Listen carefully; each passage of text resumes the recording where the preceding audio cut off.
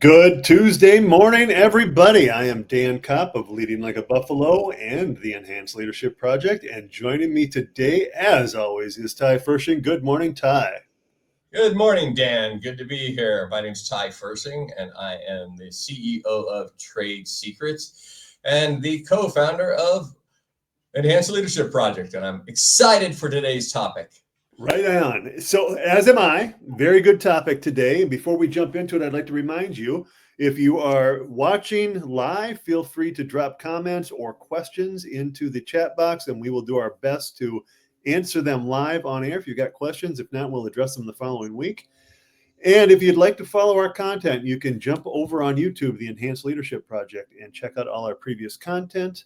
If you would like to work with us or you simply have questions, you need some help in leadership world, please reach out. You can DM us directly on LinkedIn or contact us at our respective emails, which are at the bottom of the screen, dan@leadingbuffalo.com or ty@tradesecrets.com. So today's topic is how great leaders manage their leadership growth. This is a very exciting topic. Every week at the end of one episode, we meet afterwards and talk about what should we talk about next week. And Ty brought this one up and I immediately said, yes, this is great, because that is exactly the world in which I live and how I like to help other leaders. I like to help them manage their growth. And that is what we are going to talk about today. So before I get into the actual growth, I want to acknowledge that leaders are all different. Everybody who's watching this, you're a leader. The key to good leadership is to lead in a manner that's right for you, aligned with your morals, your ethics, your context, your organization, etc. You can't lead like I do. I can't lead like you do. It's a fact. Ty and I are different people. We have a lot of the same background, but at the end of the day, we're still going to lead differently. Do we seek the same outcomes? Yes, but we may get there a different way. So the reason I brought that up is because it leads right into the topic of managing your leadership growth. Just like you are going to lead in a manner that is unique to you, your leadership growth should be based on what you need, when you need it, and how you need it.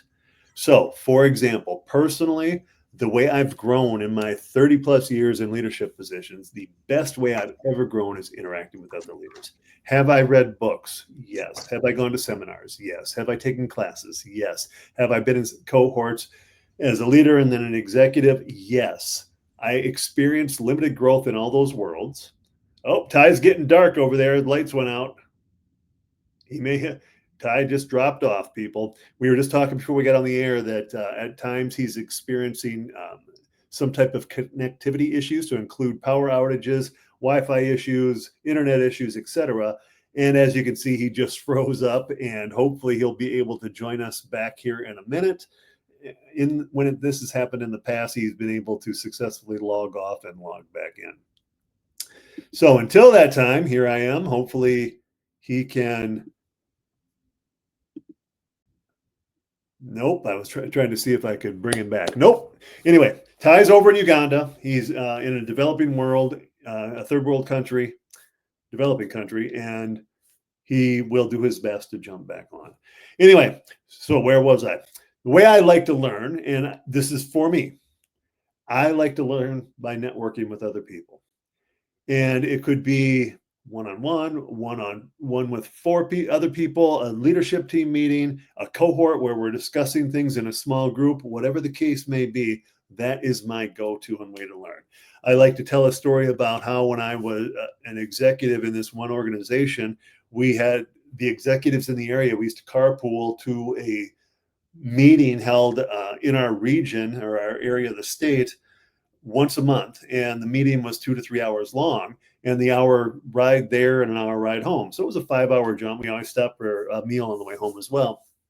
And I always commented to people like, I learned more and grew more as a leader during that hour journey to the meeting, and then the hour plus lunch journey on the way home from the meeting, because that's the way I like to learn. So now how I spend my days, and which I've been doing for the last several years with Ty, we meet regularly. We were doing it once every couple of weeks, and now we're doing it weekly, and we're talking about the things we talked about without being live on LinkedIn or Facebook. And we're now talking about it live on LinkedIn and Facebook because we've been doing it for a couple of years. So that I know I've become a better leader because of my interaction with Ty and the influence he's had on me. He'll say something that I will think about and I will eventually be able to successfully implement, or it'll tweak what I'm actually doing. But that is my go-to talking with other leaders. So outside of talking with Ty, I'm constantly at local, state, and regional meetings where I'm interacting with other leaders. When I go to a conference, I try to get a nugget or two away from a conference, but I also try to strengthen my network and learn from others who are in attendance. Other ways that people learn. The best way you can learn anything is to teach others. So if you are in a position where you've got other leaders working for you, helping them become better leaders will accelerate your leadership growth. That may be your comfort zone. That might be the way you like to learn it. That has helped me. That's through my lens. That's a way of networking where you are working with other leaders, helping them grow at the same time, learning from them and growing with them. Now, we're going to grow in a different manner. We're going to grow in a different rate, but at the end of the day, we can still grow. Other ways leaders have grown or seek to grow. Some people get leadership degrees, whether it's a master's or a PhD or a bachelor's. Enroll in a leadership program. Maybe that's your go-to. If that helps you become the leader you're meant to be, by all means, take that course, enroll in that program. For me personally, that was not something I relish, was sitting in a class and learning from a professor or learning from some reading that we did. Speaking of reading, another way that people at times embrace when they're looking to learn is reading books. So what I found in my career is many times you'll read a book in leadership wise and I see this, people do this all the time. You read a book and say, all right, there are 12 steps to leadership and I have to follow them 1, 2, 3, 4. And there's the 12 steps. And I follow those steps with fidelity and I'm going to be a better leader. Well, from my perspective, those 12 steps are great and they work for the leader who wrote that book. But because I'm not that leader, I have a hard time implementing those steps. I can't do it like he or she maybe intended or did do it and are suggesting I do it because I am not that leader. Therefore, I cannot lead like that person does. So, shameless plug for my book. That's why I wrote a book that said, here are 9 tenets that allow you to accelerate your growth and become a better leader. And you've got to do it in a manner that's right for you. It's just ways to approach leadership, provided you do it in a manner that's right for you. So book aside, that's what I espouse all the time. When you find a nugget of information that, hey, this is going to make me a better leader, implement it in a manner that works for you. For example, maybe you're talking about celebrate the achievements of your people. Great, leaders should do that. And maybe the example that was given was the person said, yep, I text when I see something great, I text them. Great. If that's that leader's go-to mode of communication and it's accepted within the team and that's what the team wants, great, text away. But if you take that idea of celebrating the wins of your and the successes of your team who are not ready to get texts from you or don't like text, maybe you've got some more veteran people who work for you and they prefer a face-to-face or an email or a public recognition, whatever the case may be. A text may be off-putting. So the idea behind celebrate the small victories and celebrate your people is great, but make sure you implement it in a manner that is right for you. Other things that have helped people, conferences. So maybe you find a leadership conference that is in your area of the geography. Maybe it aligns directly with what you're doing. Maybe you're going off cross country and going to this generic leadership, one size fits all approach to leadership, regardless of your profession. Whatever the case may be, if that's your way you learn, great. Go to those conferences and learn something. Expand your network while you're there. Support those people in your network. Do the things that you need to do to make yourself better. I know Ty, who has yet to rejoin us from Uganda because he's having connectivity issues. He just told me that he lost power for over 24 hours, Sunday through part of Monday. So he's struggling with the transition from the dry season to the wet season, and they're losing power left and right where he lives in Entebbe, Uganda. Anyway, I know Ty he's got a voracious appetite for knowledge. So he likes to learn by reading. He likes to learn by engaging information. He's constantly seeking out information in scholarly articles that he finds on the internet. And when we have an idea and we talk about things like the Enhanced Leadership Project, I know as soon as we're done talking and we disconnect our call, he's right back on. And hey, there's Ty. Speaking of right back on, he's right back on the internet seeking out relevant information about what we just discussed. So we are glad you were to join us. Just to catch you up, I talked about a couple different ways people like to learn. I was just diving into how I've seen you learn, discussing with me, reading scholarly articles, researching on the internet to see what else is out there, and that runs your horizons. So now that you've joined us again, welcome back. How would you like to talk about how great leaders and how specifically you like to learn and what wisdom you can impart on those who may be viewing? Yeah, first of all, I apologize for the power outage on behalf of Uganda and Eastern Africa. Anyway, so well, the way I look at it is when we're talking about managing your leadership growth, there's several factors, and you were talking about learning and how I like to learn. Well, it depends on why I'm learning, because when it comes to managing your leadership growth, sometimes it's externally forced. You know, if you're in an industry that requires that you keep up your certification in order to keep your job, then it's a required leadership growth that you have to do. If you're in an organization that, you know what, to get promoted, you need an MBA, or you need to move, you need a higher level of degree, then you have these components that are forcing you on the outside. In the military, it's time and grade, time and service. You know, you can get a waiver for one, generally not for both. So you have to do your time before you can get promoted. And then you have your internal factors. I like to learn internally. When it's externally, I don't have a problem doing it. I just know I have to schedule it. So I have to manage by, okay, let me schedule this. If I value my job, then let me schedule this so I can get it done in that period of time.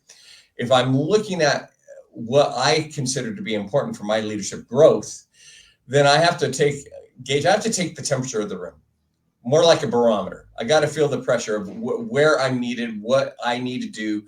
I reflect at night. I use it as a reflection tool.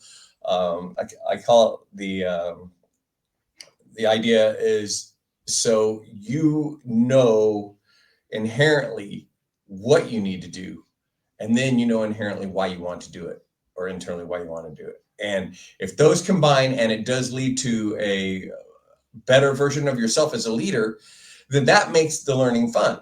And I will either take a class, or I will search research papers, attend conferences.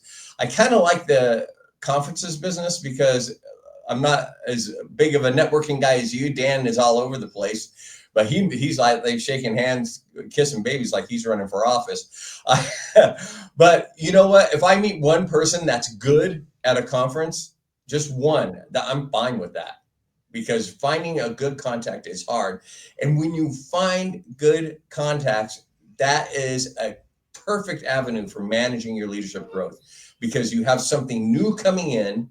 You obviously made the connection because you had something in common. There was this alignment that was going on. And so once that happens, then everything else seems to fall in place. I don't know if I answered your question because I don't know the previous of what you spoke about, but that's my take. That was pretty good. Yeah, that was good. So I'd like to touch on something Ty said. Like sometimes there are external pressures in regard to what your leadership development and growth needs to look like. I hadn't thought of it through that lens until he said it, but I encountered an organization. I worked with them a couple of years ago. And again, my approach is here's ideas to follow when leading, provided you do it in a manner that's right for you rather. And I shared that with the senior leadership of this organization, and I had hundreds of senior leaders in the room, and I shared that information with them. And then a couple of them like, but that's not how we lead here. Okay. So dug a little deeper into that comment, and I realized they had a very strict SOP or standard operating procedure in regard to how to lead. So they espoused the exact opposite of what I help leaders do. I want you to go lead in a manner that's right for you. That particular company said, you're going to lead this way or you don't fit us. So after my presentation in the training, I had some leaders come up to me and say, this was great. And I'm sort of realizing that I'm not feeling it here. I'm not in my niche because they want me to lead that way and I want to lead this way. And others came up to me and said, you pretty much wasted my time here because we're told to do this and you're telling us to do something that feels right for us. So, well, it's a philosophical, organizational way to look at leadership. And if that organization's flourishing, which they are, they're an international organization, they're flourishing. Hey, who am I to question it? But if there were individuals there who didn't align with, who were leaders, who didn't align with that philosophy, then dudes, ladies, you need to start looking for a place where you fit and you can rise to your own potential. It's almost like being handcuffed. If you're going through saying, this is how you lead, period, and you can't implement your own ideas in your own way, and you're not comfortable doing what you're handcuffed, and you're never going to reach your potential. So if there are organizational pressures that dictate that you go get training, great. And if you align with that, great, do it, great. Whether it's an MBA or a certain training or a way to lead, and if it aligns with you, great. And if it doesn't, I would challenge you to really look within and say, hey, am I in the right place for me? Is this satisfying? Do I align with it? What's my personal state like? Getting into Ty's world a little bit. Am I comfortable doing what I'm doing in the organization I'm doing it? If I go to work and it's a chore and I really don't like the way I'm having to do things, I might consider seeking employment elsewhere because it's not something with which I'm aligned. But if I'm okay with that, or I align perfectly, hey, knock yourself out. That's great. It's just not how I operate, and it's not how I help leaders grow. I help them grow in a manner that's right for them. Period. Yeah, I've been with some of those organizations that have that cookie cutter mold. This is how you're going to lead, and the reason behind that is more mathematical than anything, because they figure this has the highest success of everybody, the majority of the people passing who's in our program, and they do it this way, and it promotes the company. Again, going back to what you said, if that success doesn't align with you, that like you have to do it that way to succeed, doesn't align with your values, your principles, then you have to rethink the organization or being attached to that organization. So when you said that, I was like, oh man, I was sitting there. Yeah, I've seen the organizations like that, and I've seen some do very well. And they're all about the bottom line. That's the problem with that. So if you're in it for the money and that's it, and you compromise your values for everything, then that's not really leadership to what we design, right? I mean, I'm not trying to offend anybody. If you're in it for the money, that's your value, fine. Be a leader in that industry. But I won't compromise values for end result of money so I can do what I want to do later. It just seems that's not what life is about for me, and that's not what leadership is about. So I was thinking, right as you said that, I was thinking, these are tasks. These are management tasks. Follow the, oh, I've got this issue. Let me see the leadership manual. Oh, follow these 12 steps. That's a management task. If they're going to dictate how I lead, I'm just being. It is management. Yeah. It is precisely management. And in fact, it's lower than management. It's like when you call up a customer service representative and you go, hey, I'm having a problem with my computer. Okay, did you unplug it and reboot it? And they go through the steps one by one. That's exactly what these quote, leadership companies are that have a better approach. Basically, anybody can do it. If you follow through with it, then this is what's going to happen. So. I'm not going to negatively critique a company that does that if it's working. I'm not either. I would challenge them because an analogy just came to mind. as we're on the cusp of Major League Baseball starting, I happen to like watching baseball on occasion, and I enjoy the sport. I enjoy other sports, but this week baseball starts. So I'm picturing the likes of Tony Gwynn or Ichiro, two of the purest hitters ever to play the game. So would it be logical for every hitting coach to say, this is this is Tony Gwynn's stance. You will take his stance because it worked for him, and we're going to make it work for you. And if you can't figure that out, we're going to get the next second baseman who can figure it out. Well, that makes no sense for those who know anything about athletics and bodies. You realize that what worked for Tony Gwynn and his stance won't work for somebody else. If it were that easy, we'd have a bunch of Tony Gwynns on our hand, right? And I think of Craig Counsell's stance when he was back with the Florida Marlins and that crazy stance that worked for him. And if you don't know what I'm talking about, look it up when I'm done. But have somebody else emulate that, and you look like, wow, it's strange. But it worked for him. So the same thing with leadership. If it works for you, great. If you're mandating that approach for your organization and it's working, great. But I would challenge you to think outside the box and sort of think about, what am I missing in regard to potential if I continue to mandate how leaders lead? In essence, I create managers instead of leaders. Because you might be meeting your mission, you might be on your way of making your vision a reality, but where could you be if you sort of took the reins off your leaders, say, hey, this is what I expect, get there, and let them do their thing and lead in a manner that's right for them. Might be something. Oh, yeah, I got so much going on in my mind, and I know we only have a little bit going. You hit something, and it struck a chord with me because, in a sense, I'm thinking, I'm just going nuts. My mind's going. I wish you could join me in my mind one time, but I'm afraid you won't get out. No. So here's the deal with that approach and what you were saying. Yes, it's okay to teach the fundamentals. Look at this guy's stance, but it's not okay to go beyond that and dictate how they're going to grow, because this is your next step. This is your next step. This is your next step. Now, and we just lost Ty again in a very becoming picture at that. Dealing with that. All right. Are you back? Yeah, we both went out. We both have the fundamentals of leadership, and that's what you and I bring to the table. We can take the fundamentals of leadership and give people pathways to expand the way they lead. We don't dictate the way they lead or how they're going to lead, but we give them avenues and paths to do that. Case in point, Michael Jordan. If you looked at Michael Jordan, he has great fundamentals. But if he had to stick with that fundamentals, he wouldn't be Michael Jordan. He wouldn't have grown in the ways he did. But if you look at the basic moves he did, whether he's offense or defense, you saw the fundamentals of basketball in everything he does. But the rest, his flair, his outstanding play, everything about him was he took the fundamentals and he ran with it. And that was him. Same thing with you're talking about baseball. Give them the stance, give them the thing, let people have their flair, let people adjust accordingly to their body, their athletic type, and they continue on. Same thing with leadership. Give the fundamentals. This is what we want from you. How you get there, enjoy the journey. So. Love it. Almost like we scripted this, which we did. Yeah, awesome. Power coming out. The light came on. Ty came back and he had an epiphany. Right on.